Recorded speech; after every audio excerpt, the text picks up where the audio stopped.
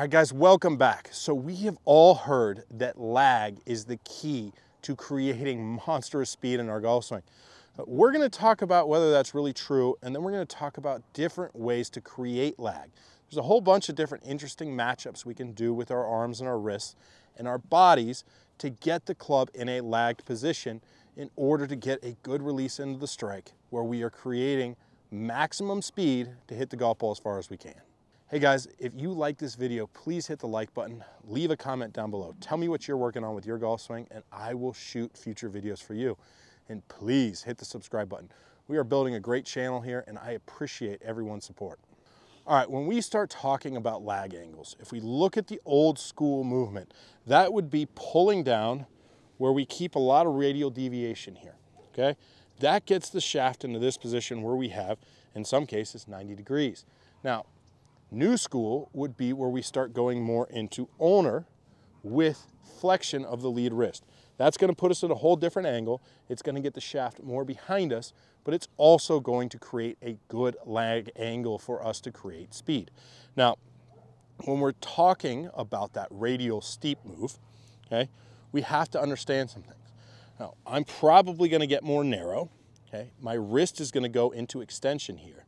Now, when I'm here, this shaft is going to be pretty vertical, and I'm going to need to time the release. If I'm trying to get new school with it, I'm going to feel that my wrist is curling down with that ulnar deviation there and moving into flexion. Now, from here, I still have an angle created. The club is just falling more behind me.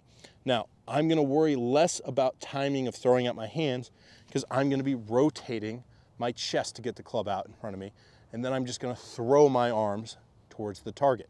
When we start talking about the old school, we have to understand that when we get that club more vertical and we start talking about timing everything up to impact, I'm probably going to need to early extend in order to get that club head back down to the golf ball. Now, that could create some speed for you, which is a huge positive, but it also creates some timing components in your body. Now, you're going to want to feel like the shoulders are more square, only slightly open. We're throwing everything down into impact, and we're going to get the hands pulling away from our chest earlier and leading more and pumping into a wall, which is a drill we'll talk about later.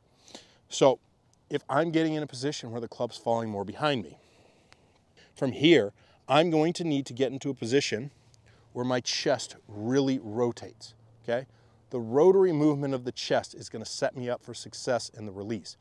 I'm still getting my hands leading the way, but instead of pulling them there, I'm going to feel as though my lead shoulder is making that movement that gets the arm in front of the golf ball into impact. Another super important conversation you have to have when you're talking about the difference between the two lag angles is wide versus narrow. I am a big believer that wide allows for a slower rate of closure and makes impact easier for most players, whereas narrow is going to create more timing, more of a release, and going to make it more difficult for the average player. When we're coming down here, if you look at it, I start to get this movement when I'm going into ulnar with flexion. Now, if my arms get narrow, I'm in trouble. So I want to feel as though my arms are pushing away from the body, staying really wide in transition, okay? So that will put me in a good position to just explode around the corner. If I'm trying to get an angle where I'm holding this as much as I can coming down, I'm going to need to be in a position where everything's more narrow to my body and my hands lead more forward through the impact versus getting them wider and turning everything through. So when we're looking at lag, remember there's multiple ways to do this. If you're holding that angle and getting that wrist into a lot of radial deviation there, you're going to need more timing than someone who gets it more into ulnar and turns through. If you put yourself in a position where you start doing the radial, you're going to be more narrow. It is a requirement to stay wide if you want success when you're getting the wrist moving this way. Both of those are going to work out just fine. But remember, one of the keys is getting your hands leading into impact. Whether you're doing it with your chest or whether you're pulling it through with your arms, both will work and allow for that late curl down into the strike that creates a lot of speed for your golf swing. Now, if you find out who you are, look at your swing. If you see the club moving this way, you're definitely working in this direction. If you see this, you're definitely getting into this position with your wrist. Now, I'm going to come up with some videos on Tuesday and some great drills to help you out with achieving success and creating better lag, but you want to understand what you have happening in your golf swing in order to be able to optimize what you learn. Thanks for watching, guys. Hope to see you Tuesday. Hey guys, if you like this video, please like and comment. I come out with new content every Saturday, Sunday, Tuesday, and Thursday. Thanks a lot, you guys.